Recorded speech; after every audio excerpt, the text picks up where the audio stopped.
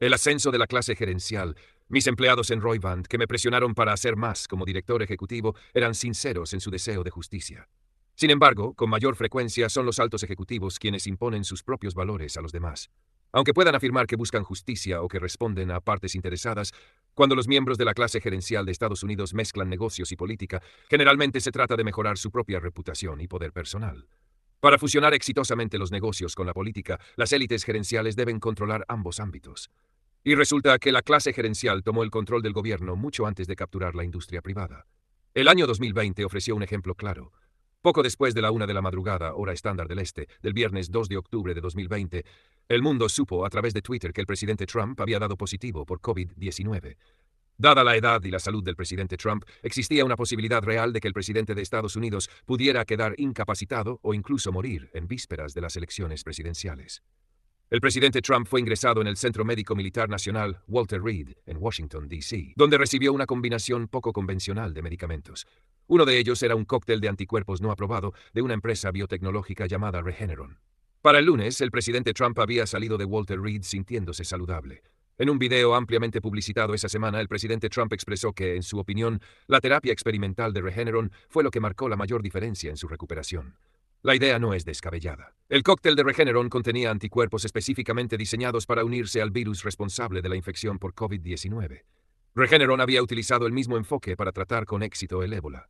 Los ensayos clínicos de la compañía eran prometedores.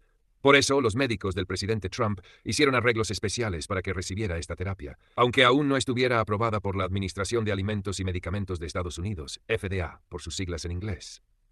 Si yo hubiera tenido un familiar mayor que hubiera contraído el virus al mismo tiempo que el presidente Trump, habría querido que recibiera exactamente el mismo régimen de tratamiento que él. Pero aquí está el problema. No había forma de que eso sucediera.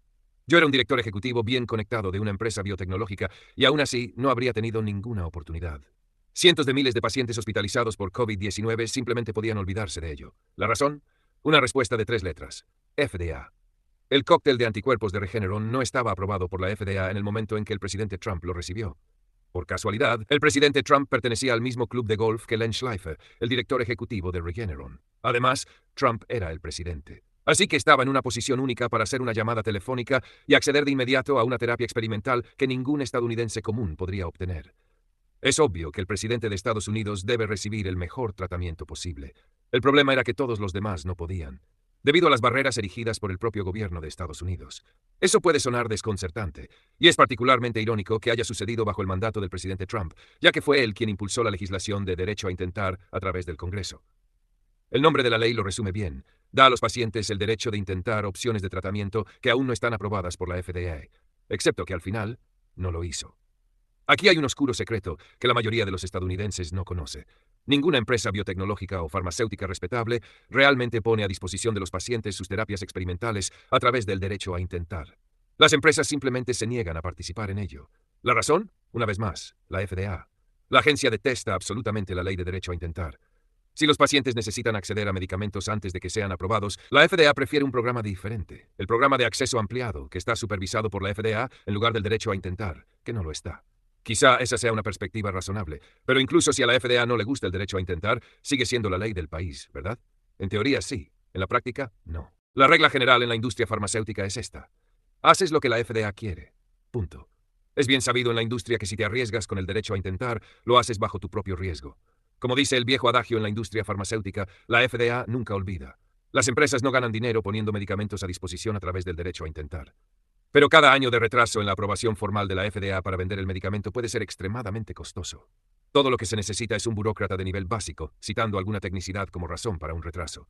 Comparado con ese riesgo, ninguna empresa racional quiere enemistarse con la FDA, incluso si eso significa ignorar el derecho a intentar. Por si había alguna duda, la FDA deja clara su postura sin rodeos. No hay evidencia de que alguna de las leyes mejore significativamente el acceso para los pacientes, pero ambas eliminarían a la FDA del proceso y crearían un precedente peligroso que erosionaría las protecciones para pacientes vulnerables, escribió un grupo de ex líderes de la FDA. Era típico de la FDA. Se escondieron detrás del argumento razonable de que no hay evidencia de que el derecho a intentar amplíe el acceso de los pacientes. Sin embargo, la razón misma por la que el derecho a intentar no amplía el acceso de los pacientes es precisamente porque las empresas no quieren correr el riesgo de enfurecer a su regulador burocrático. En resumen, Aunque el pueblo estadounidense atravesó el debido proceso democrático para aprobar la legislación del derecho a intentar, es completamente inútil. ¿Por qué? Porque a la clase gerencial de la FDA simplemente no le gusta. El Congreso aprueba leyes, pero no puede evitar que las agencias administrativas ejerzan poder blando. Cuando la FDA sopla su silbato, la industria farmacéutica escucha con mucha atención. Esta es la cuarta rama del gobierno en acción. Es el verdadero Estado profundo, no uno conspirativo, sino una versión mucho más mundana.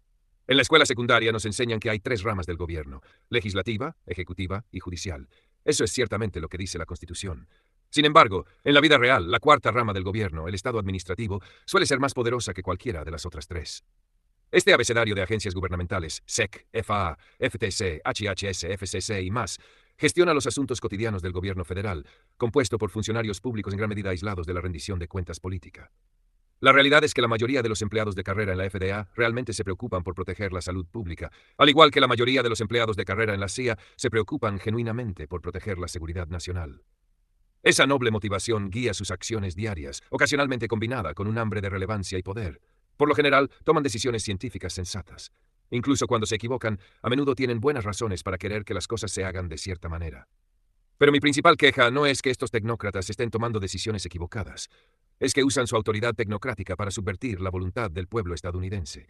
Con razón o sin ella, eso es un insulto a la democracia. En 2016, el politólogo Michael Lind observó que la mayor amenaza para la democracia occidental es su decadencia gradual bajo élites bien educadas y bien financiadas. Según Lind, el gobierno moderno de Estados Unidos implícitamente transfiere el poder político de las legislaturas nacionales a agencias ejecutivas, burocracias transnacionales y organizaciones de tratados. La ley sin dientes del derecho a intentar del Congreso es emblemática del problema que Lind describió. Pero mi enfoque va más allá del gobierno. Hoy hay un problema de corporación profunda en el sector privado también. Los perpetradores son los gerentes de alto nivel contratados en las grandes empresas. Al igual que los burócratas gubernamentales, estos ejecutivos a menudo frustran implícitamente la voluntad de los accionistas de una corporación. Su objetivo principal es acumular poder para ellos mismos en nombre de servir a sus empresas y a la sociedad. Similar a las tres ramas del gobierno, hay tres pilares en cualquier empresa: fundadores, inversionistas y empleados. Los fundadores crean empresas, los inversionistas financian empresas y los empleados trabajan para las empresas. Se supone que es simple. Pero como en el gobierno, especialmente en las corporaciones más grandes de Estados Unidos, ahora hay un cuarto pilar invisible: la clase gerencial. Las personas que se sientan en oficinas con paredes de vidrio en rascacielos de Manhattan o en bolsas de frijoles comunitarias en Silicon Valley y usan la alcancía de la empresa para viajar a Davos cada enero. Son burócratas altamente remunerados encargados de equilibrar los intereses de fundadores, inversionistas y empleados. Estos gerentes a menudo tienen sueldos muy elevados, pero poseen mucho menos de la empresa que los fundadores e inversionistas. En general, no son multimillonarios. Y no están jugando el juego capitalista solo por dinero. Están jugando por poder. Académicos como Michael Jensen y Eugene Fama han comentado extensamente sobre los desajustes de incentivos entre los gerentes corporativos contratados y sus accionistas. En 1998 escribieron un famoso artículo titulado La separación de la propiedad y el control, que hacía una observación básica. Los gerentes poseen muy poco de las empresas, pero controlan su funcionamiento diario. Esto, a su vez, crea los llamados costos de agencia, un término económico que se refiere al valor que una entidad pierde cuando delega parte de su toma de decisiones en otra entidad con intereses diferentes. Pero los desajustes derivados de la diferente propiedad son solo parte de la historia. En el mundo real hay un problema aún mayor. Los accionistas de las empresas públicas suelen ser anónimos, mientras que los directores generales, CEOs y otros gerentes corporativos son personas ampliamente conocidas. A diferencia de los accionistas, los gerentes tienen una reputación personal que mantener. Para un accionista, el principal activo es la riqueza. Para un gerente corporativo, el principal activo es el estatus social. Ese estatus es su boleto para ejercer poder, para ser contratado para dirigir otra empresa en el futuro, para obtener membresías en clubes de golf prestigiosos o para ser nombrados en cómodos puestos como embajadores. Según académicos como Jensen y Fama, el rol de la junta directiva de una corporación es supervisar a los CEOs y otros gerentes para proteger a los accionistas de sus acciones. ¿Problema resuelto? No del todo. En la práctica, la mayoría de los miembros de las juntas directivas también son empleados contratados, es decir, ellos mismos forman parte de la clase gerencial. Estos directores independientes reciben muy buena compensación por sus servicios, a menudo sumas de 6 o incluso 7 cifras, por asistir a una reunión de media jornada una vez por trimestre. Hay una razón por la cual se le llama formar parte de una junta directiva. En la práctica, esta clase de directores independientes está compuesta por personas que se dedican profesionalmente a esa función, algunos de los cuales se convierten en permanentes en ese rol. Algunos son expolíticos, otros son exdirectores generales, CEOs o exdirectores financieros, CFOs, y otros son socios retirados de grandes firmas legales o contables. Independientemente de sus antecedentes, estos jugadores frecuentes en el juego saben bien de dónde provienen sus beneficios. En la práctica, no son seleccionados por los accionistas públicos. En la mayoría de los casos, son seleccionados por los propios CEOs. Cada vez que me han invitado personalmente a formar parte de la junta directiva de una empresa pública, casi siempre ha sido el CEO de esa empresa quien me ha extendido la invitación. Hasta ahora, siempre he rechazado. Personalmente, encuentro la idea de servir como peón de otro CEO tan atractiva como un pinchazo en el ojo. En resumen, los directores independientes reciben mucho dinero por supervisar a los CEOs en las empresas públicas. Sin embargo, esos mismos CEOs son, en esencia, quienes seleccionan e influyen en las personas que deberían supervisarlos. ¿Suena como un esquema? Bienvenidos al mundo de la clase gerencial. Las consecuencias no solo son perjudiciales para los accionistas corporativos, también lo son para Estados Unidos. Michael Lind observó acertadamente que los gerentes más importantes son burócratas públicos y privados que dirigen grandes corporaciones nacionales y globales y ejercen una influencia desproporcionada en la política y la sociedad.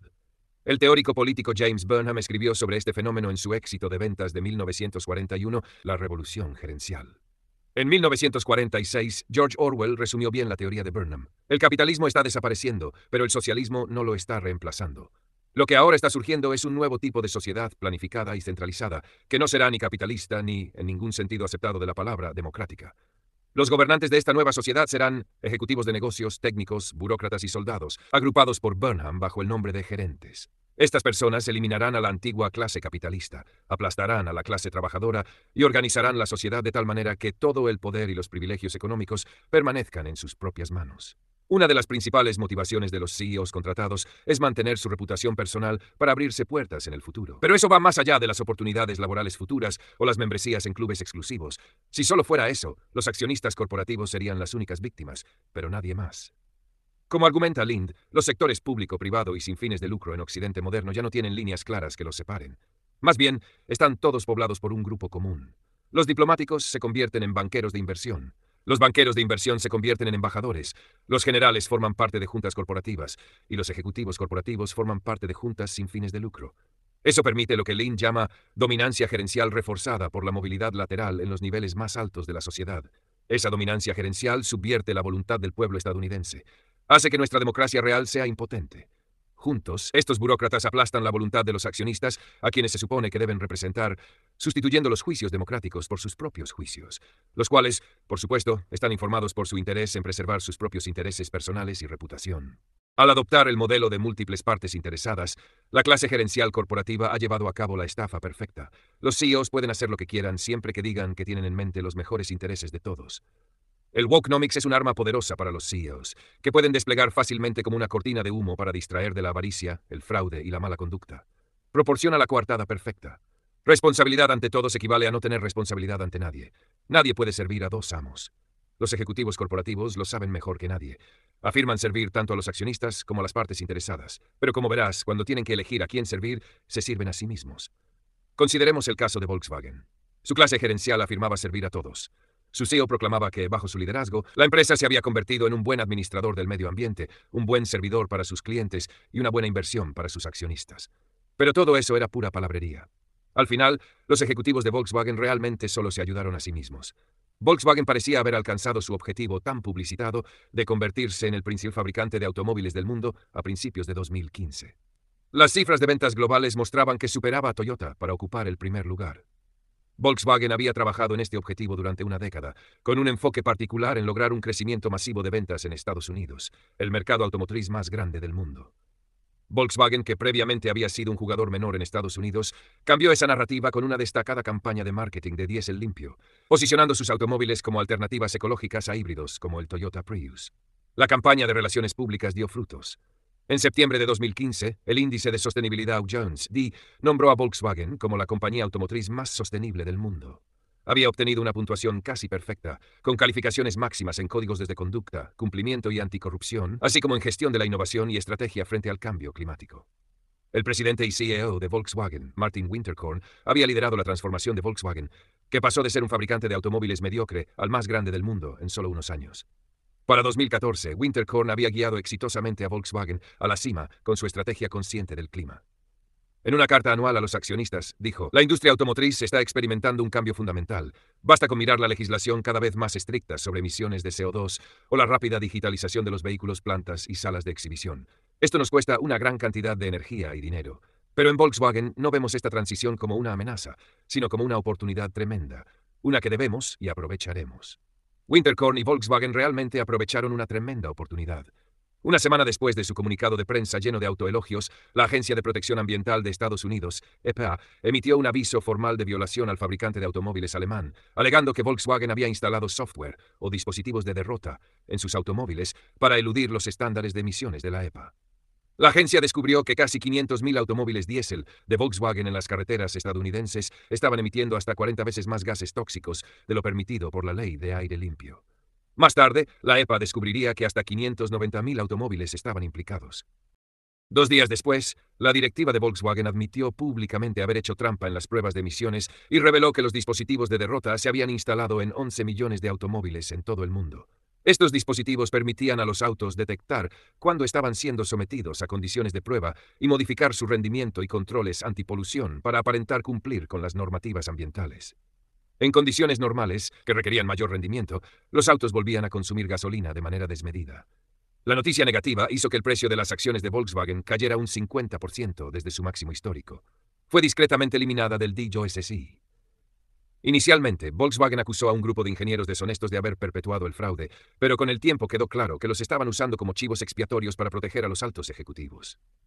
En una reunión del equipo ejecutivo en julio de 2015, supuestamente se informó a Winterkorn sobre las negativas de la Agencia de Protección Ambiental, EPA, por sus siglas en inglés, y de la Junta de Recursos del Aire de California, CARB, por sus siglas en inglés, para permitir la venta de los automóviles diésel de Volkswagen modelo 2016 debido a una anomalía en las pruebas de emisiones. Según un memorando de sentencia en un caso penal en Estados Unidos contra ingenieros de Volkswagen, Winterkorn estuvo muy involucrado en los aspectos técnicos del engaño y dirigió a sus subordinados a buscar una reunión informal con un funcionario de alto rango de CARB. Un documento jurado del FBI declaró que, en lugar de abogar por la divulgación del dispositivo de derrota a los reguladores estadounidenses, la gestión ejecutiva autorizó su continua ocultación. Por órdenes de arriba, los ingenieros de Volkswagen mintieron a los funcionarios de CARB. Eventualmente confesaron, lo que desencadenó el aviso de la EPA. Winterkorn finalmente asumió la responsabilidad por supervisar el escándalo y renunció poco después de la admisión de Volkswagen. Sin embargo, negó haber tenido conocimiento previo de los dispositivos de derrota. Volkswagen, por su parte, recibió multas de las autoridades de Estados Unidos y Alemania. En septiembre de 2020, 5 años después de la admisión del fraude, Winterkorn fue ordenado a enfrentar juicio en Alemania por cargos de fraude.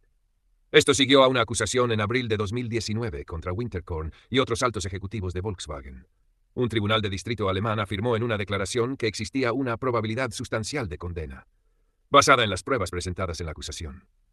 Aquí está la conclusión clave del caso Volkswagen. Los críticos suelen citarlo como un ejemplo paradigmático de los males del capitalismo enfocado en los accionistas. Alegan que si Volkswagen no hubiera estado tan obsesionado con las ganancias a corto plazo, no habría hecho trampa. Pero esta conclusión simplista pasa por alto un punto más sutil. El escándalo solo ocurrió porque Volkswagen había ganado poder de mercado al anunciar sus supuestos autos de diésel limpio. Ser el niño prodigio ambientalista fue lo que hizo a Volkswagen tan exitoso vendiendo espejismos durante una década. Si tan solo lo ocurrido en Volkswagen hubiera sido un incidente aislado. Lamentablemente, es solo un ejemplo de una larga y continua historia de malas conductas ejecutivas en nombre de las partes interesadas. Está Wirecard, una estrella alemana del ESG, que utilizó su impecable reputación para encubrir el hecho de que cometió un fraude masivo al generar $1.900 millones en transacciones falsas. Está Nikola, un supuesto rival de Tesla, cuyo presidente ejecutivo, Trevor Milton, prometió salvar el planeta con sus vehículos propulsados por hidrógeno, solo para desmoronarse rápidamente cuando, en cuestión de días, fue acusado de fraude y abuso sexual, además de ser investigado por el Departamento de Justicia y la Comisión de Bolsa y Valores. Está WeWork, un héroe socialmente consciente respaldado por capital de riesgo que colapsó bajo el peso de las prácticas de autobeneficio del CEO Adam Neumann. La lista sigue. Podría escribir un libro entero sobre cada uno de esos episodios nefastos, pero ese no es el propósito de este libro. Solo por diversión, repasemos un ejemplo más. Esta vez, te llevaré detrás del telón para mostrarte cómo las empresas farmacéuticas utilizan el capitalismo de las partes interesadas como una cortina de humo para seguir haciendo negocios como siempre. En septiembre de 2015, Hillary Clinton tuiteó famosamente: "El aumento desmedido de precios como este en el mercado de medicamentos especializados es indignante. Mañana presentaré un plan para abordarlo", en respuesta a un artículo del New York Times que detallaba el exorbitante aumento de precio de Daraprim por parte de Martin Shkreli, más de un 5.000%. Clinton era la principal candidata demócrata a la presidencia, por lo que sus comentarios provocaron una caída en los mercados biotecnológicos. Las preocupaciones de Clinton fueron compartidas por el entonces candidato presidencial republicano Donald Trump. El mensaje era claro para las farmacéuticas. El precio de los medicamentos sería un tema de enfoque político de cualquier nueva administración, y la industria estaba perdiendo en la opinión pública. ¿Qué hicieron las farmacéuticas en respuesta? En 2016, la industria farmacéutica creó un contrato social no oficial para limitar los aumentos de precios de los medicamentos al 10% anual. El director ejecutivo de Allergan, Brent Saunders, inició este movimiento comprometiéndose a aumentar los precios como máximo una vez al año y hacerlo en dígitos individuales. Otras empresas rápidamente siguieron el ejemplo. Esto creó una nueva norma en la que todas las compañías aumentaban sus precios, por supuesto, alrededor del 9.9%. Un aumento de precio del 10% anual acumulado rápidamente suma, pero lo hace lo suficientemente despacio como para pasar desapercibido por el público. La percepción de la industria farmacéutica fue que podían seguir aumentando los precios, pero necesitaban hacerlo en etapas en lugar de todo de golpe. Así, las empresas podrían acostumbrar al público a aceptar los aumentos de precios como algo normal, mientras que de alguna manera se hacían parecer socialmente responsables al solo aumentarlos un 10%. Si los reguladores gubernamentales intervinieran, los precios de los medicamentos se verían restringidos mucho más. Como señaló un artículo, a medida que los precios crecientes de los medicamentos siguen siendo una causa importante de discordia en Estados Unidos, la autorregulación de los aumentos podría ayudar a la industria a evitar una reforma regulatoria. Con precios más contenidos en 2017 y 2018, la industria farmacéutica podría estar esquivando la regulación federal. El capitalismo de las partes interesadas ha creado un mundo en el que las personas comunes no solo esperan, sino que también asumen que las empresas persiguen no solo sus propios intereses, sino también los intereses sociales. Sin embargo, cuando hacemos esa suposición, como consumidores somos menos propensos a cuestionar las decisiones comerciales de esas empresas. El cinismo de los consumidores es una fuerza poderosa en el mercado, una de la que depende cualquier mercado que funcione bien, pero también una que se debilita con el stakeholderism corporativo. Las farmacéuticas saben esto. Precisamente tienen esto en mente cuando hacen declaraciones vacías para ayudar a frenar el cambio climático o compromisos públicos para limitar el aumento anual de precios. Al actuar como los buenos, como exige el wokenomics, las farmacéuticas en realidad logran salirse con comportamientos que dejan a la sociedad en peor situación al final. No es casualidad que Allergan, la misma empresa que inició el compromiso social de limitar sus aumentos anuales de precios, fuera también la empresa que solo un par de años después intentó esquivar el régimen de patentes estadounidense mediante un acuerdo legalmente cuestionable con una tribu nativa americana, como una maniobra para disfrutar de una inmunidad prolongada frente a la competencia de genéricos. Allergan vendió los derechos de un exitoso medicamento para los ojos a la tribu Mohawk de St. Regis, quienes iban a reclamar inmunidad soberana para desestimar un desafío a la patente por parte de fabricantes de genéricos, un paso estándar en el proceso de cómo los medicamentos genéricos llegan al mercado cuando expiran las patentes de medicamentos de marca. La tribu iba a arrendar la patente de vuelta a Allergan y recibir $15 millones anuales en regalías, lo que habría permitido a Allergan seguir generando cientos de millones de dólares en ganancias adicionales por año. Esconderse detrás de los nativos americanos fue un movimiento legal audaz para el gigante farmacéutico, aunque la Corte Suprema arruinó el plan al prohibirlo. Así que, incluso mientras Allergan hacía promesas superficiales a las partes interesadas al proponer un gran pacto para limitar los aumentos de precios, estaba descaradamente eludiendo el acuerdo tradicional entre la sociedad y los desarrolladores de medicamentos. El acuerdo estándar es que las patentes permiten cobrar precios más altos durante un tiempo como recompensa por los recursos que la compañía invirtió en investigación y desarrollo. A cambio, una vez que la patente expira, la sociedad obtiene medicamentos genéricos baratos y disfruta de los beneficios del fármaco de forma perpetua. Incluso mientras Allergan prometía limitar los aumentos de precios por el bien de las partes interesadas, intentaba utilizar la inmunidad soberana de los Mohawk como escudo legal para mantener su patente y cobrar precios monopólicos para siempre a esas mismas partes interesadas. Era hipocresía en su máxima expresión.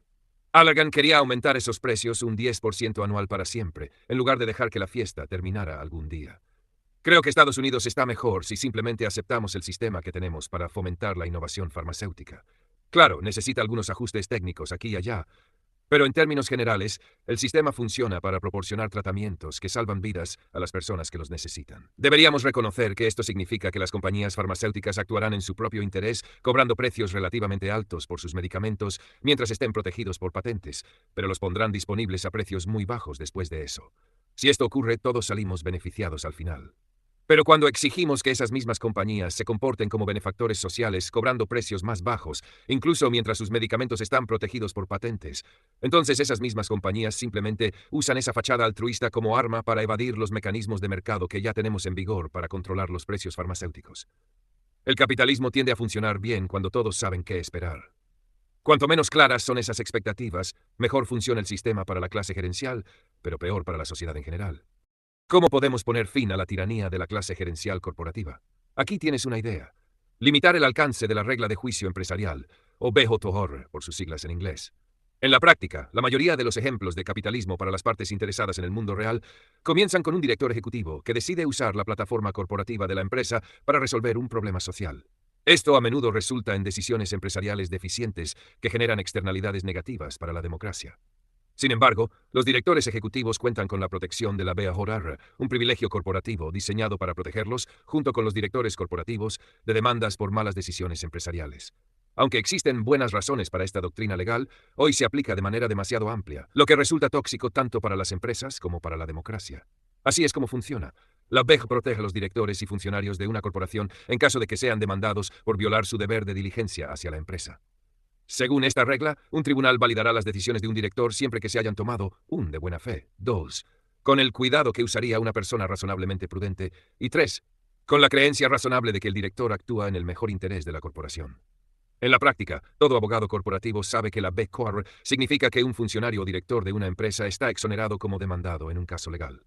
La lógica general detrás de la BJOR es evidente. Las personas calificadas nunca querrían servir como directores y funcionarios si corrieran el riesgo de ser demandadas cada vez que tomaran una decisión empresarial que con el tiempo pareciera equivocada. Se supone que debe aplicarse a decisiones empresariales, no a decisiones sociales. En la práctica, la única manera en que un demandante puede superar la BJOR es la siguiente. Si el demandante puede probar que el director tenía un conflicto de interés al tomar una decisión, entonces la BJOR no aplica. Hoy en día definimos los conflictos de interés exclusivamente en términos financieros. Por ejemplo, si formas parte del consejo de una empresa, pero esa empresa también es un cliente importante de otra empresa que posees, entonces eso constituye un conflicto de interés que te descalifica de beneficiarte de la... Tiene sentido que no confiemos ciegamente en tu juicio empresarial en ese caso. Pero supongamos que eres un ex político progresista, alguien que quizás desee ser nombrado secretario de Salud y Servicios Humanos en algún momento durante el mandato de Biden, y formas parte del consejo de una compañía farmacéutica. Conozco a algunas personas que probablemente encajan en esa descripción. Ahora supongamos que debes decidir cómo fijar el precio de un medicamento. Obviamente tienes un conflicto de interés, aunque no sea estrictamente financiero. Ahí está el problema. En la vida real, no todos los conflictos de interés son financieros. Estos se presentan en muchas formas y variantes. No todas las motivaciones humanas son financieras. De hecho, la mayoría no lo son. Eso es lo que permite que prospere el corporativismo woke, la versión de capitalismo woke impulsada por directores ejecutivos y miembros de juntas directivas contratados en lugar de los propios accionistas. Una característica crítica que distingue a los ejecutivos y directores independientes, miembros de la clase gerencial, de los accionistas es que los primeros tienen una reputación que mantener, mientras que los segundos no. Esto constituye un conflicto de interés, aunque no sea uno que la ley reconozca hoy en día. Para ser claro, no estoy argumentando que los directores ejecutivos o los miembros de las juntas directivas deban tener prohibido por ley usar recursos corporativos para respaldar sus propias causas sociales favoritas. Las prohibiciones gubernamentales generales, diseñadas para resolver un conjunto reducido de casos, suelen hacer más daño que bien. Más bien, mi solución propuesta es mucho más modesta. Solo estoy diciendo que los directores ejecutivos y los miembros de las juntas no deberían estar protegidos por la si un accionista los demanda por hacerlo. ¿Por qué? Porque usar los recursos corporativos para financiar tus causas sociales preferidas no es menos un conflicto de interés que un conflicto de interés financiero clásico. La BJOR nunca tuvo la intención de proteger a los ejecutivos de la responsabilidad por acciones corporativas que no estuvieran motivadas por maximizar las ganancias de los accionistas en primer lugar. Los académicos legales casi universalmente están de acuerdo en que la única razón de la BJOR es que los ejecutivos y directores se supone que son los guardianes encargados de proteger el valor para los accionistas. Por eso se llama regla de juicio empresarial, no regla de juicio social. La tiene poco sentido si protege a los ejecutivos que actúan según sus propios caprichos e intereses, en lugar de maximizar el valor para los accionistas. El simple riesgo de enfrentar responsabilidad personal por una nueva clase de conflictos de interés que antes no existían tendría el efecto de cambiar el comportamiento corporativo. En mi opinión, estrictamente para mejor. Los ejecutivos al menos pensarían 2 veces en la justificación centrada en los accionistas antes de firmar un cheque para BLM o de exhortar a sus clientes a apoyar a Joe Biden, Donald Trump o cualquier otra causa que sientan el impulso de promover desde su posición de poder corporativo. El poder de la clase gerencial ahora se está extendiendo como una plaga a otras esferas de nuestra sociedad. Afecta a gobiernos, organizaciones sin fines de lucro, universidades e incluso hospitales. Es un cáncer cultural que amenaza con erosionar la identidad estadounidense en cada una de estas instituciones desde adentro. Hasta ahora, he hablado del capitalismo para las partes interesadas, un juego en el que ejecutivos codiciosos enfrentan a las partes interesadas contra los accionistas para asegurarse de no rendir cuentas a nadie. Ese es mi enfoque principal en este libro. Pero sería negligente si no señalara el capitalismo para las partes interesadas es solo una parte de un fenómeno más amplio que llamo stakeholderismo, en el cual instituciones más allá de las corporaciones con fines de lucro invocan a partes interesadas, amorfas para justificar la expansión de sus misiones originales y adaptarlas a los deseos personales de sus gerentes. Este stakeholderismo es quizás más peligroso hoy en día en las universidades, donde se está educando a la próxima generación de élites. La misión principal de una universidad debería ser educación, y las partes interesadas relevantes de las universidades originalmente eran sus estudiantes, quienes les pagaban para ser educados. Pero a medida que gerentes con conciencia social han tomado gradualmente el control de las universidades, han ampliado su concepto de partes interesadas para incluir a minorías raciales, minorías sexuales, generaciones futuras, el medio ambiente y cualquier otro grupo que los activistas progresistas digan que debe importarles. Así que los estudiantes siguen siendo las partes interesadas que pagan la factura. Pero ahora su dinero financia partes interesadas nebulosas y distantes como las generaciones futuras, cuya voluntad los administradores liberales dicen representar. Un análisis de 2014 encontró que, de 1987 a 2012, el sector de educación superior agregó más de 500,000 de administradores. Su número se ha duplicado en relación con el del cuerpo docente académico. Y el poder de estos administradores también ha crecido junto con su número. Como ha argumentado Philip Hamburger, de la Facultad de Derecho de Columbia, el equilibrio de poder en las universidades se ha desplazado cada vez más hacia los administradores, quienes controlan cada vez más la política académica.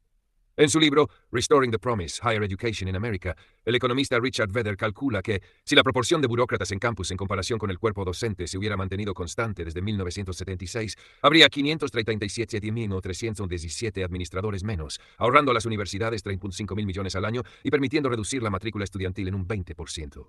No es de extrañar que la universidad sea tan costosa hoy en día. Actualmente, los administradores universitarios suelen tener perspectivas políticas homogéneas, ahogando el libre intercambio de ideas diversas en las universidades.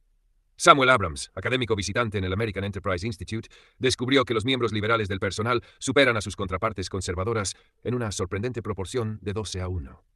Irónicamente, el crecimiento más rápido en los últimos años ha sido en el área de administradores de diversidad.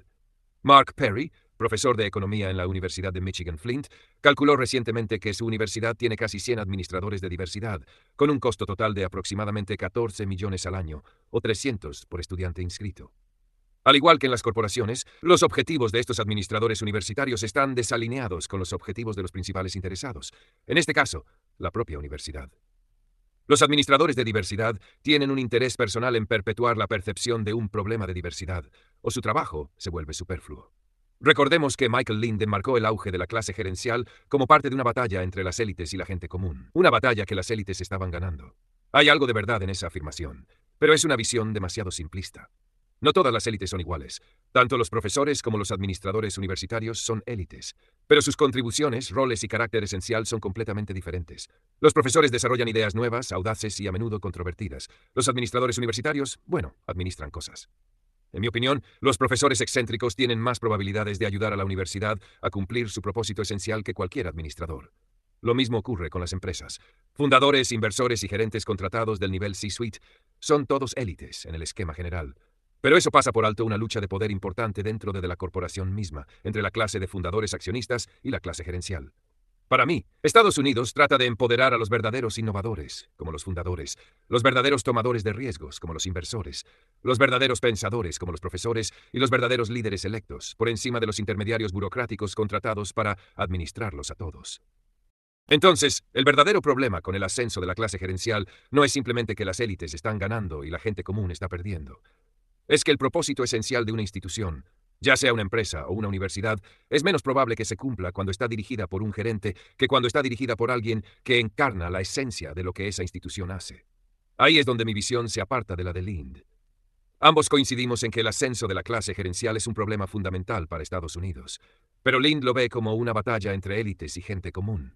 En cambio, yo lo veo como una batalla entre empleados contratados y aquellos que encarnan la esencia de una institución, como los profesores en las universidades, los médicos en los hospitales o los fundadores y accionistas en las empresas. Cuando se observa a través de mi perspectiva, en lugar de la de Lind, la relevancia de todo esto para el stakeholderismo se hace clara. El stakeholderismo es la filosofía que sostiene que las instituciones no solo deben avanzar en su propósito esencial, sino también promover objetivos sociales que vayan más allá del propósito esencial de la institución.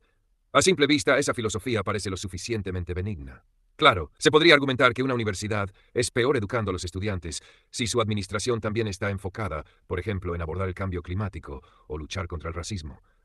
Pero también se podría argumentar que involucrarse con esas cuestiones sociales hace que la universidad esté mejor posicionada para educar a los estudiantes sobre cómo abordar desafíos sociales importantes. Las mentes razonables pueden diferir, pero eso no es realmente de lo que trata el stakeholderismo. En su núcleo, es una herramienta que empodera a la clase gerencial y les permite evadir la responsabilidad por sus fracasos a la hora de avanzar adecuadamente en el propósito esencial de una institución. Es lo que le da a los administradores universitarios o de organizaciones benéficas o de hospitales o de escuelas privadas de Nueva York más poder e inmunidad frente a las personas a las que deberían rendir cuentas. Y esa es una parte crítica del cáncer cultural que está afectando a Estados Unidos hoy en día. No solo al gobierno, sino también a las empresas, universidades, museos, fundaciones e incluso instituciones religiosas. Si eso es cierto para el stakeholderismo en general, entonces es más agudo en el caso del capitalismo para las partes interesadas.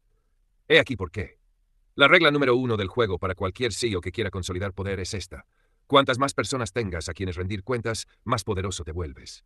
En mi industria, por eso casi todos los CEOs contratados quieren llevar su empresa a la bolsa si tienen la oportunidad. ¿Por qué?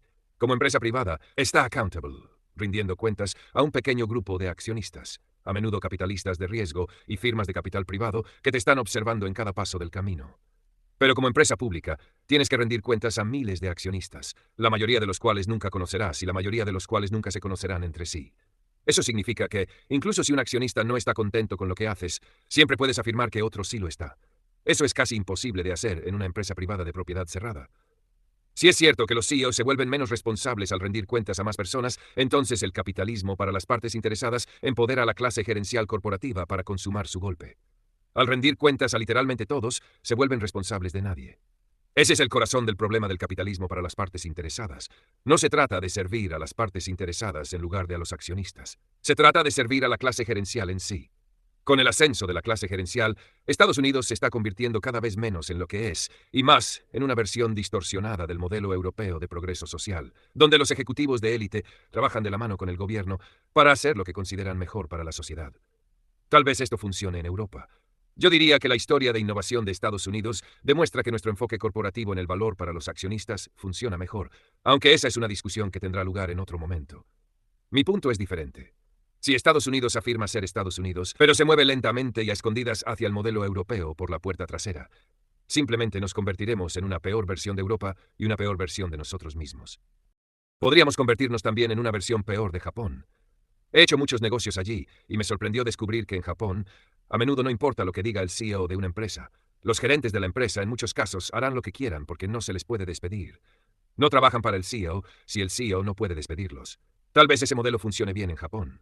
Pero nuestra cultura social es diferente, por lo que nuestra cultura corporativa también debe serlo. El principal problema con el ascenso de la clase gerencial en Estados Unidos es este. Los empleados estadounidenses albergan una codicia interesada que los empleados japoneses a menudo no tienen. Ese interés propio es un combustible positivo si se canaliza a través de un sistema como el nuestro, que fue construido sobre esa premisa, pero que no funcionaría tan bien en el sistema japonés o europeo.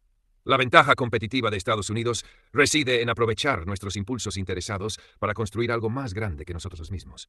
Pero si intentamos pretender que somos Japón, donde la gente común se comporta según el deber en lugar del interés propio, entonces, cuando nuestra gente no se comporta de esa manera, el nuevo modelo estadounidense será peor que el modelo capitalista clásico, el modelo europeo o el modelo japonés, y será una versión rota de todos ellos.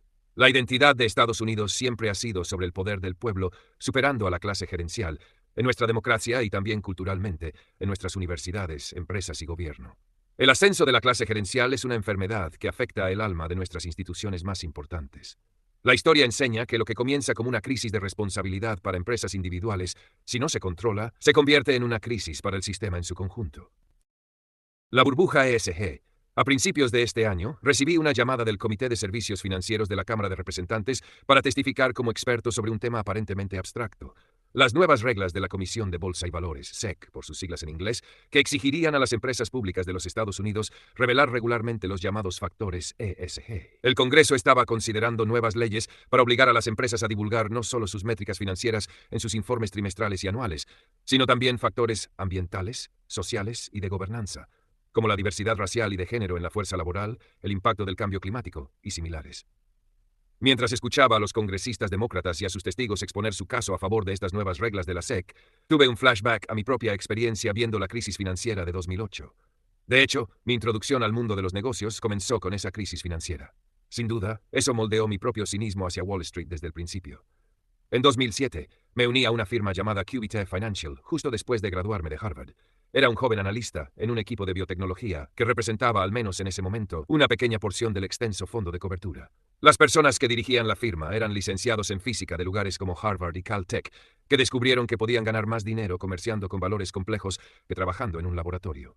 La cultura de la firma era distinta de sus pares. Carecía del artificio de Goldman Sachs y la frivolidad de Amaranth. Sus líderes eran algunas de las personas más inteligentes que jamás conocería. Estaban obsesionados con descubrir la verdad y realizar apuestas contrarias, no solo sobre acciones, sino también sobre personas. Si me hubieran juzgado únicamente por mis habilidades matemáticas, dudo que hubiera pasado el proceso de entrevista. Debo gran parte de mi éxito a su disposición a apostar temprano por mí. Dan Gold, el fundador y director ejecutivo de QVT, se sentaba en el centro del piso de operaciones, rodeado de múltiples monitores de computadora y teléfonos. Era el punto fijo alrededor del cual giraba el resto de la firma. Las personas más importantes se sentaban más cerca de Dan, y el tipo que se sentaba a su derecha era Arthur Chu. Ese mismo año que me uní a QVT, Arthur y su equipo descubrieron algo que muy pocas personas en el mundo financiero reconocieron. Había una burbuja en los valores respaldados por hipotecas en los Estados Unidos.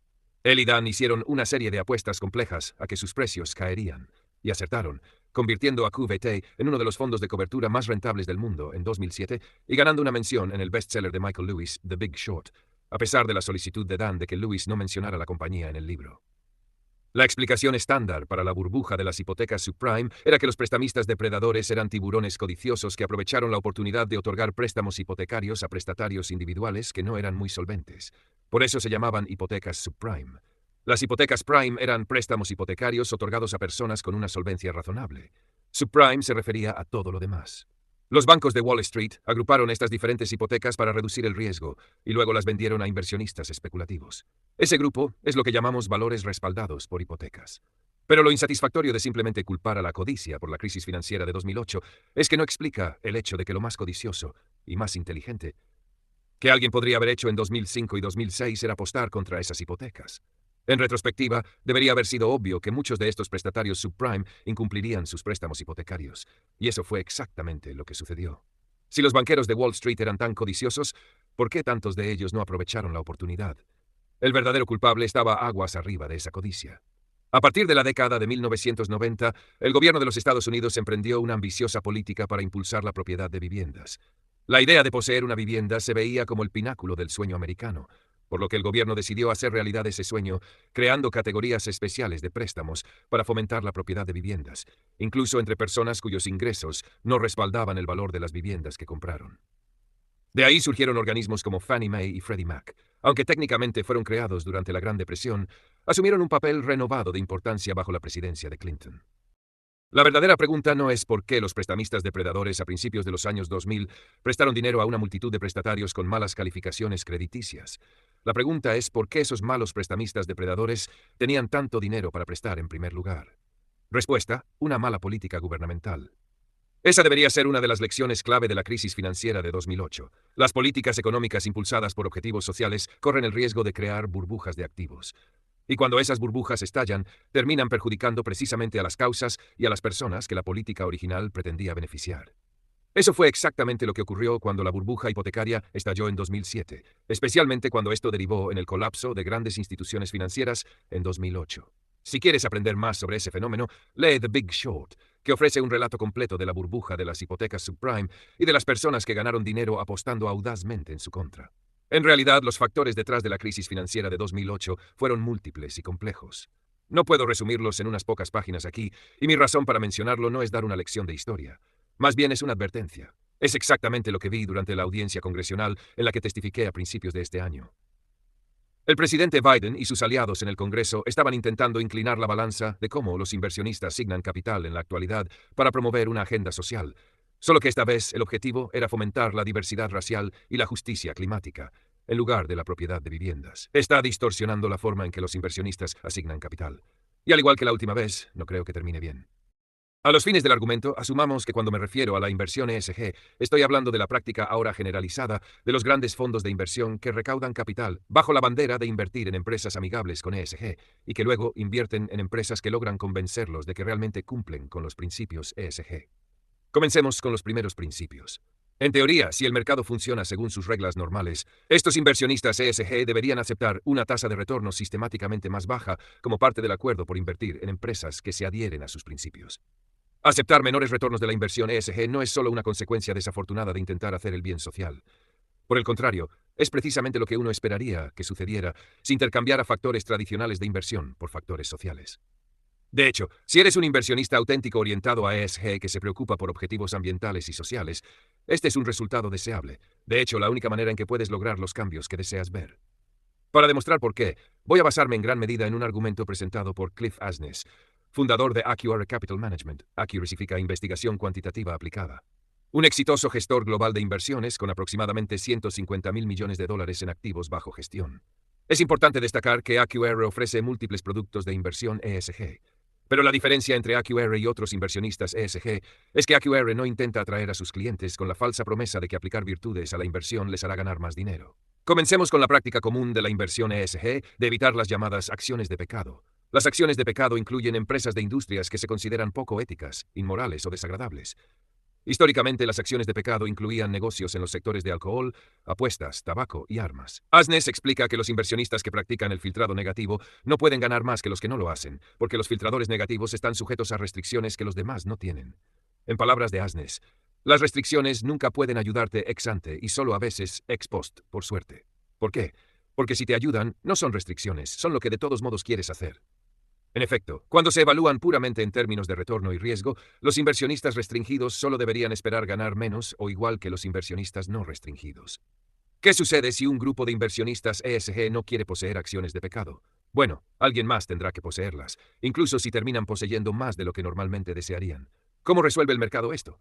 Les da a los compradores de acciones de pecado un precio más bajo para esas acciones y por lo tanto un retorno esperado más alto, ya que la empresa subyacente sigue generando ganancias para los accionistas en el futuro. ¿Cómo puede ser esto? Supongamos que en igualdad de condiciones, nada ha cambiado fundamentalmente cuando un inversionista ESG decide no invertir en o deshacerse de una posición existente en una acción de pecado. Entonces, ¿por qué hay un precio más bajo? Si los fundamentos no han cambiado, los flujos de efectivo futuros esperados de la empresa permanecen iguales.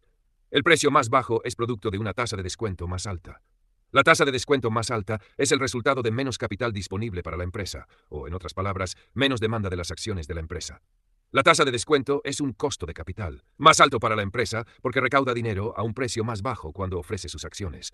Pero eso significa un retorno esperado más alto para el pecador que las compra. Pagar menos por acciones que generan la misma cantidad equivale a un mayor retorno esperado. Eso no significa necesariamente que la inversión ESG sea inútil.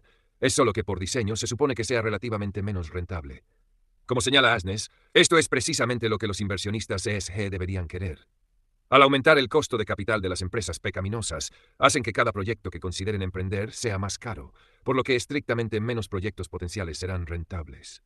Esto significa que al aumentar el costo de capital de una empresa pecaminosa, el inversionista ESG ha triunfado al hacer que la empresa asuma menos proyectos pecaminosos.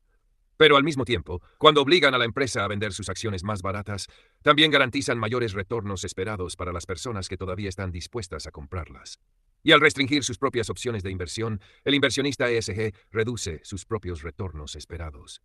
Es una lástima que los virtuosos tengan que aceptar un menor retorno esperado para hacer el bien. Y quizás sea aún más lamentable que tengan que aceptar que los pecadores obtengan uno mayor, dice Asness, pero también afirma que hay que abrazar la dificultad porque sin ella no hay impacto en el mundo, ni se hace ningún buen acto. Quizás este sacrificio necesario es la razón por la que se le llama virtud. En respuesta, los defensores de la inversión ESG y el capitalismo de las partes interesadas podrían replicar que el problema del capitalismo clásico es que exige que las empresas se centren en las ganancias a corto plazo, en lugar del valor a largo plazo, y que a largo plazo, los análisis demostrarán que los enfoques de inversión informados por ESG son realmente más exitosos. Klaus Schwab, en su reciente libro Stakeholder Capitalism, repite este argumento. Bajo un paradigma de capitalismo de las partes interesadas, las empresas no tienen que dejar de perseguir ganancias para sus accionistas, dice. Solo se necesita que cambien a una perspectiva a largo plazo. La pregunta de por qué esta simple verdad merece libros completos, y mucho menos un nuevo movimiento global para reinventar el capitalismo, es un misterio. Incluso Milton Friedman creía que la búsqueda de ganancias a largo plazo domina la búsqueda de ganancias a corto plazo cuando se comparan ambas estrategias a lo largo, del largo plazo. Es bastante intuitivo. Supongamos que el precio de las acciones de una empresa cae en picada porque no alcanzó el punto de referencia de ganancias trimestrales establecido por los analistas, pero en realidad la empresa está destinada a generar mucho más flujo de efectivo en el futuro. ¿Qué sucede? Algunos inversionistas pueden vender sus acciones de manera insensata. Eso es lo que hace que el precio de las acciones caiga. Pero eso crea una oportunidad para que alguien más compre esas acciones a un precio aún más bajo y gane más dinero a largo plazo. Esto sucede todos los días. Es lo que convirtió a Warren Buffett en un multibillonario. Muchos otros billonarios han hecho sus fortunas siguiendo su fórmula. Los inversionistas individuales obtienen pequeñas fortunas cada año usando estrategias similares. Incluso hay un nombre para esta estrategia, se llama inversión en valor. De hecho, el cortoplacismo de las grandes farmacéuticas fue lo que me permitió fundar Roivant en 2014. Siempre me resultó desconcertante que las grandes empresas farmacéuticas, que a menudo tenían miles de millones de dólares en sus cuentas bancarias, sintieran una presión tan intensa por cumplir con los puntos de referencia de ganancias trimestrales establecidos por un analista de 30 años en un banco de Wall Street. Los directores ejecutivos de estos gigantes farmacéuticos a menudo se sienten obligados a recortar sus presupuestos de investigación y desarrollo para mejorar su rentabilidad en los papeles en un año determinado. Aunque los proyectos de investigación subyacentes que implican realizar inversiones hoy podrían ser mucho más rentables a largo plazo. Este es el tipo de problema que personas como Klaus Schwab lamentan en sus gastadas críticas al cortoplacismo. Sin embargo, pasan por alto el hecho de que, aunque esas corporaciones particulares que actúan según impulsos a corto plazo pueden perder ganancias a largo plazo, la sociedad en general no las pierde, porque alguien más aprovecha la oportunidad de negocio. Como dice el rapero Macklemore de manera elocuente, la basura de un hombre es la oportunidad de otro. En el caso de mi empresa, inicialmente puse el negocio en marcha, obteniendo licencias de medicamentos de empresas farmacéuticas que estaban mucho mejor financiadas que la mía, pero que, no obstante, tenía la presión de corto plazo para recortar proyectos de investigación y desarrollo. En algunos casos, habían invertido decenas o incluso cientos de millones de dólares en un medicamento prometedor que tuvieron que abandonar simplemente porque costaría unos pocos millones de dólares más en su presupuesto, aunque tenían miles de millones de dólares en sus cuentas bancarias y valían cientos de miles de millones de dólares por sí mismas.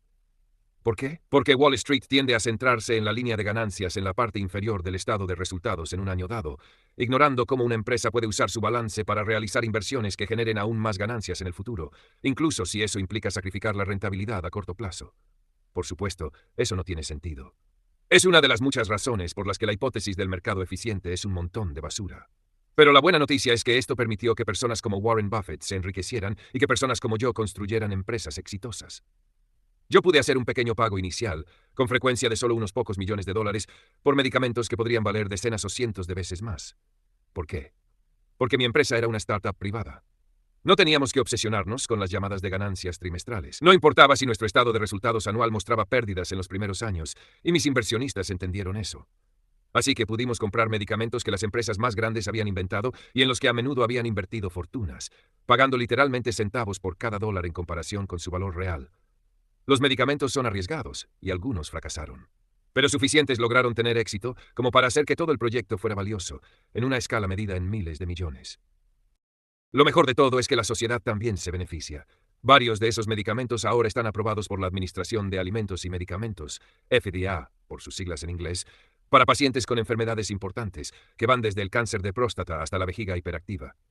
Puedo decir con orgullo que esos medicamentos nunca habrían llegado a los pacientes si hubieran permanecido en manos de empresas orientadas al corto plazo, o, al parecer, de aquellas cuyos directores ejecutivos no consideraban que la urología fuera un área suficientemente atractiva para invertir. Los pacientes en el mundo real se benefician hoy porque mi empresa pudo aprovechar una ineficiencia del mercado creada por otras farmacéuticas que priorizaban las ganancias inmediatas. Al mismo tiempo, pude generar mucha riqueza para los accionistas de Roivant, incluido yo mismo, en el proceso. Todas las partes interesadas, incluidos los accionistas, se benefician. Así es como funciona el capitalismo en la realidad. Sí, es cierto que algunos inversionistas y empresas piensan en el corto plazo y a menudo tienen éxito con esa mentalidad de comerciante en lugar de dueño a largo plazo. Pero cuando sacrifican la búsqueda de valor a largo plazo, eso a menudo crea una oportunidad aún más jugosa y rentable para alguien más. Aquí está el punto clave. Eso no es capitalismo de las partes interesadas. Eso es simplemente capitalismo. Los recortes de costos agresivos en una empresa crean una oportunidad dorada para otra. Los inversionistas que siguen a la multitud y venden una acción debido a un mal informe trimestral crean ineficiencias fértiles para que otros inversionistas las exploten. El enfoque lógico para abordar los peligros del cortoplacismo no es reinventar las reglas del capitalismo global. Es iniciar un negocio o invertir capital de manera que capture esas oportunidades. En resumen, esta crítica al cortoplacismo termina siendo un hombre de paja que en realidad no refuta el argumento teórico de por qué los inversionistas ESG deberían sistemáticamente obtener un desempeño inferior al de otros inversionistas. Eso concluye el debate teórico. Entonces, ¿cómo se desempeña esta teoría en la práctica? Si le preguntas a la mayoría de los defensores del ESG, dirían que los datos empíricos prueban de manera concluyente que la teoría anterior es falsa. De hecho, el argumento más popular a favor de la inversión ESG es que funciona. En 2020, Al Gore llevó este argumento un paso más allá. En un editorial ampliamente leído en el Wall Street Journal, argumentó que numerosas investigaciones han demostrado de manera concluyente que las empresas que integran adecuadamente los factores ESG en sus planes suelen ser más exitosas y rentables. A medida que se reconozca ampliamente el valor de este paradigma, los inversionistas que no lo tengan en cuenta podrían estar en riesgo de violar su deber fiduciario con sus clientes. Según Gore, ya no es simplemente opcional que los ejecutivos corporativos practiquen los principios ESG, tienen una obligación legal afirmativa de adoptarlos. Como paréntesis, observa la letra pequeña en el razonamiento resbaladizo de Gore. Por ejemplo, fíjate en que añadió el calificativo adecuadamente a su declaración, lo que deja mucho margen de maniobra. Es decir, si ciertas acciones ESG tienen un desempeño inferior, Gore puede simplemente decir que esas empresas no implementaron los valores ESG adecuadamente. Al igual que alguien del campo opuesto podría decir que las empresas puramente orientadas a las ganancias que tienen un desempeño inferior no se centraron en las ganancias puras adecuadamente. Un caso clásico de la trampa lógica conocida como la falacia del verdadero escocés. En este sentido, Larry Fink es más astuto que Gore. En un documento titulado A Fundamental Reshaping of Finance, Fink escribe: la convicción de inversión de BlackRock es que las carteras sostenibles e integradas al clima pueden proporcionar mejores rendimientos ajustados al riesgo para los inversionistas. Los comentarios de Fink fueron elaborados cuidadosamente para eludir críticas. No dijo que las carteras ESG proporcionarán mejores rendimientos, sino solo que pueden. Eso es más difícil de refutar, aunque probablemente los inversionistas promedio no se detienen a hacer esa distinción. Y Fink tiene un amplio respaldo cuantitativo para apoyar sus afirmaciones. En 2019, Savita Subramanian, directora de Estrategia Cuantitativa y de Renta Variable en Estados Unidos y de Investigación Global ESG en Bank of America, observó que las empresas estadounidenses con altas calificaciones ESG en el índice S&P 500 superaron a sus contrapartes con calificaciones ESG más bajas por al menos 3% cada año durante los 5 años anteriores. Subramanian llegó a argumentar que las métricas ESG son la mejor medida para señalar el riesgo de ganancias futuras, incluso superior a factores de riesgo financieros como el nivel de apalancamiento o carga de deuda de una empresa. El profesor de la Escuela de Negocios de Harvard, George Serafeim, trabajando en colaboración con la gestora de fondos mutuos State Street de Boston, observó que, durante el colapso del mercado en las primeras etapas de la pandemia de COVID-19, las empresas que experimentaron un sentimiento más positivo en relación con su capital humano, cadena de suministro y respuesta operativa al COVID-19, experimentaron mayores flujos de dinero institucional y menos caídas en los precios de sus acciones. Análisis similares abundan. Morningstar descubrió que los fondos indexados sostenibles superaron a los fondos indexados tradicionales en el primer trimestre de 2020. Hermes Investment Management observó en 2018 que las empresas con características ESG buenas o en mejora superaron a las empresas con características deficientes o en deterioro. Otros innumerables informes llegan a conclusiones similares. Entonces, ¿cuál es correcto, el relato teórico o el empírico? La respuesta es ninguno. En cuanto a los datos empíricos, al examinarlos más de cerca, son como mucho contradictorios. La mayoría de los análisis están manipulados, seleccionados de manera parcial o son circulares. Tomemos como ejemplo el análisis de Serafeim y State Street. Su argumento es tanto circular como confuso. Afirman que las empresas que experimentaron un sentimiento más positivo fueron las que experimentaron mayores flujos de dinero institucional y por ende tuvieron un mejor desempeño en el mercado de valores. Sin embargo, ese argumento no distingue si la sobresaliente rentabilidad de los activos ESG, incluso si existe, es realmente una función de una mejora en el desempeño corporativo subyacente o simplemente el resultado de una burbuja de activos impulsada por grandes flujos de capital que buscan oportunidades de inversión socialmente conscientes. El conjunto de datos de Serafeim sugiere lo segundo, que el desempeño positivo de los precios de las acciones está correlacionado con una cobertura favorable de los medios. En otras palabras, está diciendo que la mejor razón para invertir en empresas orientadas al ESG es que todos los demás lo están haciendo. Además, incluso es discutible si las empresas orientadas al ESG realmente tienen precios de acciones más altos o no. Depende de cómo se mida. Por ejemplo, en contraste con Bank of America, Credit Suisse observó que el índice de sostenibilidad Dow Jones, que representa el 10% superior de las empresas más sostenibles del mundo por capitalización de mercado por industria en el S&P Global BMI, tuvo un rendimiento inferior al del índice de referencia global S&P por aproximadamente 20% entre 2010 y 2019. Institutional Investor observó que el rendimiento anualizado promedio entre 2010 y 2019 de los fondos de renta variable ESG, con un historial de al menos 10 años y $100 millones en activos, fue de solo 11.98%, mientras que el S&P 500 obtuvo un rendimiento anualizado de 13.56%. La volatilidad fue idéntica en ambos índices, lo que sugiere que los activos ESG tuvieron un desempeño inferior no solo en términos absolutos, sino también en términos ajustados al riesgo. Muchos de los análisis a favor del desempeño superior del ESG están seleccionados de manera parcial. Factores manipulados incluyen qué empresas incluir o excluir, el horizonte temporal relevante para examinar, qué índices de referencia usar, entre otros. Estas son decisiones fundamentalmente subjetivas, a menudo tomadas por las mismas personas que saben qué conclusión desean alcanzar. En resumen, la existencia de conjuntos de datos enfrentados no debería sorprender a nadie. En este caso, los propios datos son un espectáculo engañoso. Los datos no se mezclan bien con el interés propio ni con la política, y aquí están combinados con ambos. Los ejercicios supuestamente empíricos son en realidad impulsados por agendas desde el principio. No es casualidad que Savita Subramanian, la analista de Bank of America, que concluyó que las acciones ESG superan en desempeño, también encabezara el grupo de investigación global ESG. Si hubiera llegado a la conclusión opuesta, podría haber perdido su empleo. Lo mismo podría aplicarse a Larry Fink. Un cínico podría concluir con razón que solo necesitaba encontrar una nueva excusa para recaudar capital para gestionar activamente bajo su complejo de fondos mutuos y justificar tarifas más altas que las que los fondos indexados pasivos, como Vanguard, cobran a sus clientes. Los fondos indexados pasivos comenzaban a ganar cuota de mercado frente al negocio de fondos mutuos de tarifas más altas, por lo que el auge de la inversión ESG bien podría haber salvado el día para personajes como Fink. Al final del día, es debatible si las estrategias de inversión ESG han tenido un mejor o peor desempeño que las estrategias de inversión convencionales. Ciertamente no son el éxito rotundo que Larry Fink y Al Gore querrían que creyeras. Por otro lado, no hay un conjunto de datos claro que pruebe de manera concluyente el argumento teórico de que las inversiones ESG deberían tener un desempeño inferior de manera consistente. Todavía existen muchos análisis que argumentan que las acciones ESG han superado en desempeño.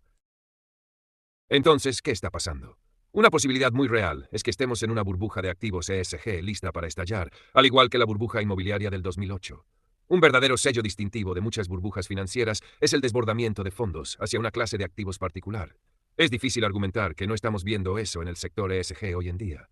Morningstar estima que aproximadamente $50.000 millones fluyeron hacia fondos sostenibles abiertos y fondos cotizados en los Estados Unidos en 2020, lo que equivale a aproximadamente 10 veces más que en 2018 y 2.5 veces más que en 2019. Según el informe del Foro para la Inversión Sostenible y Responsable de 2020, el total de activos gestionados en los Estados Unidos bajo estrategias de inversión ESG aumentó en un 42% entre 2018 y 2020, llegando a $17 billones.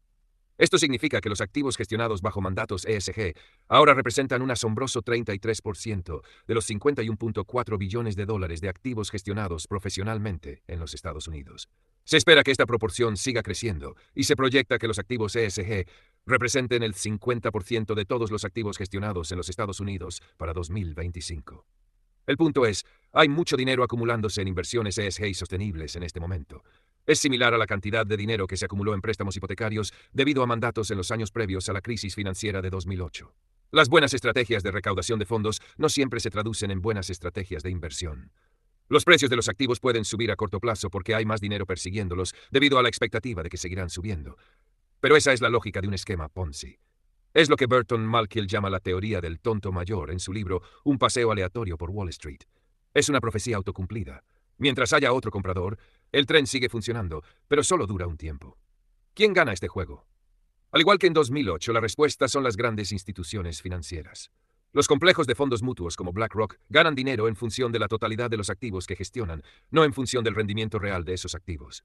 Si alguna vez has invertido en un fondo mutuo, probablemente hayas notado que citan una tarifa para su producto, a menudo algo como el 1%. Debes saber que se refieren a la tarifa que cobran sobre el dinero que les entregas, no sobre las ganancias reales que generan. De hecho, los fondos mutuos como BlackRock obtienen ganancias de la misma manera, ya sea que ganen o pierdan dinero. Al igual que durante la burbuja inmobiliaria previa a 2008, las personas que vendían productos financieros obtenían beneficios independientemente de si la estrategia de inversión subyacente funcionaba bien o no. Entonces, es hora de apostar en contra de la creciente burbuja de activos ESG y ganar una fortuna cuando todo colapse, como lo hicieron los fondos de cobertura más inteligentes en 2007, cuando colapsó la burbuja inmobiliaria. Si la lógica del mercado fuera lo único que importara, apostaría mi dinero en ello. Pero hay otro actor relevante en el juego, el gobierno. Aquí está el problema. Los capitalistas woke a menudo ganan al final porque usan su pantalla de humo de buenas intenciones para capturar al propio gobierno. Desafortunadamente, esa estrategia suele ser la más rentable de todas. Es el cronicapitalismo moderno y funciona. La jugada ganadora puede no ser apostar en contra de las acciones ESG, sino apostar en contra de la democracia estadounidense. Después de que BlackRock creó su Consejo de Normas Contables de Sostenibilidad, la firma aseguró discretamente su estatus como principal administrador financiero del paquete de estímulo económico durante la pandemia de COVID-19, desempeñando efectivamente el papel del gobierno y probablemente ganando una buena cantidad de dinero por hacerlo. En enero de 2020, el gigante farmacéutico AstraZeneca anunció con gran fanfarria por supuesto, el Foro Económico Mundial en Davos, un nuevo compromiso de inversión de $1.000 millones durante 10 años en iniciativas de sostenibilidad ambiental para combatir el cambio climático. Solo un par de meses después recibió una subvención de $1.200 millones. No un préstamo, sino una subvención por parte de los contribuyentes estadounidenses para subsidiar el desarrollo de vacunas con fines de lucro. Malgastar $1.000 millones en 10 años puede no tener sentido financiero, pero es un buen intercambio a cambio de obtener $1.200 millones ahora. La lista de ejemplos continúa. Mi punto no es que haya existido un quid pro quo explícito en estos intercambios particulares. Casi con certeza no lo hubo. Más bien, es que esta nueva práctica corporativa de fingir wokeness gana favores de manera indirecta del gobierno a largo plazo, trato legislativo favorable, discreción procesal indulgente, subvenciones fiscales y otras formas de bienestar corporativo. Durante las administraciones republicanas, las grandes empresas solían ganar ventajas políticas al prestar a sus antiguos empleados para ocupar puestos de poder en el gobierno. Incluso el presidente Trump, un autoproclamado drenador del pantano, llenó los puestos de secretario del Tesoro y secretario de Estado con ejecutivos recientes de Goldman Sachs y ExxonMobil. Ahora las corporaciones simplemente han ideado un nuevo truco adaptado para los demócratas. Prestan su poder corporativo como herramienta para implementar agendas radicales que los demócratas nunca podrían aprobar en el Congreso. Eso es exactamente lo que estamos viendo en los primeros días de la administración del presidente Biden. Llamó al cambio climático el problema número 1 que enfrenta la humanidad y delineó un plan para lograr emisiones netas cero para 2050 y otras iniciativas ambientales, todas basadas en el nuevo Pacto Verde. Una resolución ambiciosa pero defectuosa presentada por los demócratas del Congreso en 2019. El nuevo Pacto Verde original fracasó en un Senado controlado por republicanos, y es poco probable que le vaya mejor en un Senado dividido 50-50 que incluye a Joe Manchin. Sin embargo, con la llegada de la alianza moderna entre el gran gobierno y las grandes empresas, es posible que no se necesiten nuevas leyes. La administración Biden simplemente puede usar el aparato ESG de Wall Street para hacerlo en su lugar. A principios de este año, Politico informó que el enviado climático de los Estados Unidos y exsecretario de Estado, John Kerry, quiere que los bancos de Estados Unidos se alineen con los objetivos climáticos de la administración y que estaba aprovechando sus vínculos personales con Wall Street para persuadir a Citi, Wells Fargo, Bank of America, Morgan Stanley, Goldman Sachs y JP Morgan Chase de crear una alianza bancaria estadounidense de emisiones netas cero. Según se informa, el esfuerzo estaba dirigido a obtener compromisos que pudieran anunciarse en el lanzamiento de la estrategia climática de la administración. ¿Realmente queremos vivir en una democracia donde los principales funcionarios del gobierno aprovechen sus vínculos personales con los directores ejecutivos de los grandes bancos para lograr lo que no pueden conseguir en el Congreso? Los bancos no son instituciones benéficas. Cuando hacen favores a funcionarios gubernamentales, esperan algo a cambio. La verdadera pregunta es esta: ¿qué recibieron los bancos estadounidenses a cambio de aceptar las demandas climáticas de Kerry? Dudo que alguna vez lo sepamos. Pero la respuesta llega al corazón de por qué personas como Larry Fink y Al Gore podrían tener la última palabra al final. Reducir las emisiones de carbono, implementar objetivos de diversidad racial y hablar elocuentemente sobre justicia social no los hace inherentemente más rentables. Ese es solo el precio que pagan a cambio de la protección del gran gobierno, consumando el matrimonio de la nueva pareja poderosa de los Estados Unidos. Para ser claro, no es que piense que avanzar en causas sociales carezca de mérito. Algunas definitivamente valen la pena. Simplemente soy escéptico de que una estrategia de inversión centrada en estas características tan específicas tenga probabilidades de superar en el largo plazo o de avanzar sustancialmente en la causa de una manera que realmente tenga impacto. Incluso si se logra algo bueno, eso queda eclipsado por las consecuencias negativas del desproporcionado poder político y social que estos inversores y ejecutivos orientados al ESG ejercen. Existen mejores maneras de promover esas mismas causas sociales. Una forma es a través de iniciativas sin fines de lucro, dirigidas y significativas. Otra es mediante políticas gubernamentales sólidas con la debida rendición de cuentas democrática, que incluyan un debate público abierto y la capacidad de ser destituidos de sus cargos si hacen un mal trabajo. Por imperfectas que puedan ser estas soluciones, algo me queda claro. Mezclar causas sociales accesorias con la búsqueda de beneficios es una mala inversión en todos los sentidos. Aquí hay otra buena manera de promover una causa social. Crea un gran producto que ayude a la causa que te importa. No solo tires dinero en fondos ESG, desarrolla un producto excepcional que avance tus objetivos y véndelo en grandes cantidades. Ese es el tipo de negocio que tanto los capitalistas de accionistas como los capitalistas de partes interesadas pueden respaldar. Crear un gran producto que sirva a tus metas sociales es una forma auténtica de capitalismo de partes interesadas, como el que se enfoca en minimizar el daño. Toma un par de causas que son cercanas y queridas para mí. Soy vegetariano, tanto por razones religiosas como morales. Creo que en general está mal matar animales simplemente por placer culinario. También me considero un ambientalista. Me importa mucho la calidad del aire que las personas respiran y el agua que beben. La forma correcta de avanzar estos objetivos a través de una empresa comercial no es que un director ejecutivo de biotecnología use la compañía como plataforma para abogar contra la contaminación y la matanza de animales. Más bien, es fundar una empresa que cree productos que logren esos mismos objetivos. Y de hecho, hoy en día varias empresas están haciendo precisamente eso. Por ejemplo, Upside Foods, antes Memphis Meats, dirigida por Uma Valetti, que cultiva carne desde cero, utilizando los bloques fundamentales de la vida, células. En lugar de sacrificar animales, Upside obtiene estas células de animales y las cultiva alimentándolas con nutrientes esenciales. Según Upside, la carne puede hacerse más saludable, segura y nutritiva mediante su proceso. Conocí a Uma por primera vez en un evento organizado por un gran inversor institucional, donde una de las actividades consistía en probar autos de carrera. Sí, estas son las cosas que hacen los directores ejecutivos en conferencias lujosas en lugares como Los Ángeles. Uma y yo manejamos juntos un auto de carrera y tuvimos la oportunidad de charlar durante el recorrido mientras no estábamos girando en curvas cerradas. Al principio, cuando empezó a contarme sobre la misión de su empresa, instintivamente puse los ojos en blanco. Bla, bla, pensé. Pero, a lo largo de la conversación, dos cosas se me hicieron claras. Primero, él era mejor conductor de autos de carrera que yo. Segundo, era genuino y sincero respecto a su verdadero deseo de mejorar el mundo a través del trabajo de su empresa. En su vida personal, se convirtió al veganismo, y no era solo por apariencia. Creía en los derechos de los animales, y esa fue precisamente la razón por la que fundó Upside Foods. Al final, le creí, y espero que tenga éxito. De manera similar, Beyond Meat es una empresa pública que se especializa en productos de proteína de origen vegetal. En lugar de usar células animales, Beyond Meat obtiene proteínas, grasas, minerales, sabores, colores y carbohidratos de fuentes vegetales como guisantes, frijoles, papas y arroz integral para producir sus alternativas a la carne.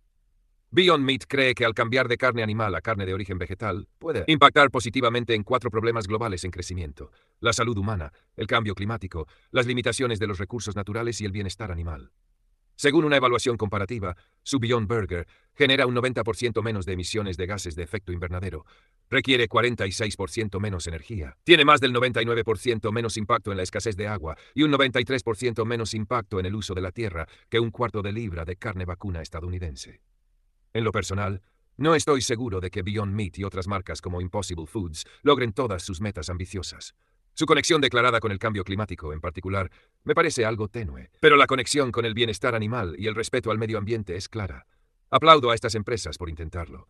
Están inventando tecnologías innovadoras y potencialmente transformadoras para promover causas que les importan personalmente a sus fundadores. Eso es fundamentalmente diferente de una empresa tecnológica moderna que hace folletos brillantes sobre la diversidad en los consejos de administración con el objetivo de entrar en el portafolio ESG de BlackRock.